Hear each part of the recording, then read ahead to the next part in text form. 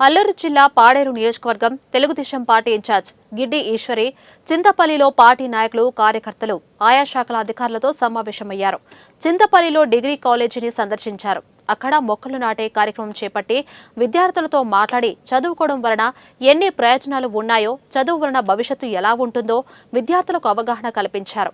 మరియు గిరిజన భవన్లో ఆయా శాఖల అధికారులతో సమావేశమై పాడేరు నియోజకవర్గం అభివృద్ధి దిశగా పార్టీ నాయకులు, కార్యకర్తలు, అధికారులు ప్రజల యొక్క సమస్యలు తెలుసుకుని ఆ సమస్యల పరిష్కారానికి అందరూ పనిచేయాలని సూచించారు.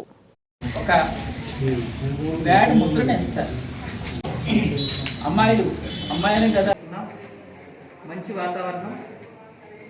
పాడేరు ఇన్ఛార్జిగా నిన్న కొయ్యూరు మండలంలో ఏర్పాటు చేసుకున్నాం. మీరు వచ్చి చింతపల్లి, రేపు జీమాడుగుల, ఎల్లుండు జీకే వీధిలో, అలాగే సోమవారం పాడేరులో, ఈ 5 మండలాల్లో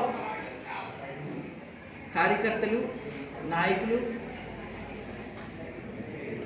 అలాగే అధికారులతో ఒక మంచి స్నేహపూరితమైన సంబంధాలని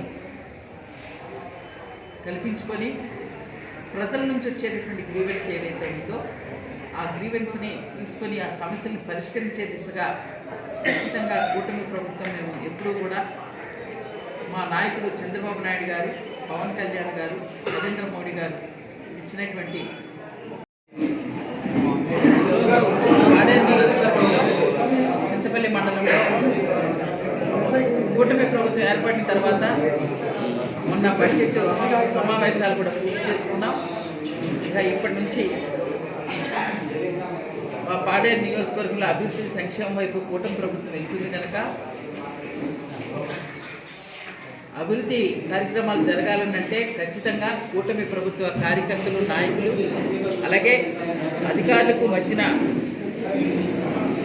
కోఆర్డినేషన్ జరగాలనంటే ఒక పరిచయ కార్యక్రమాన్ని, అలాగే రేపు కలిసి ఇరు వర్గాలు కూడా ప్రజాక్షేత్రంలోకి వెళ్ళి ప్రాంతాలను అభివృద్ధి చేసేదానికి కానీ సంక్షేమం లబ్ధిదారులకు అందించే దాంట్లో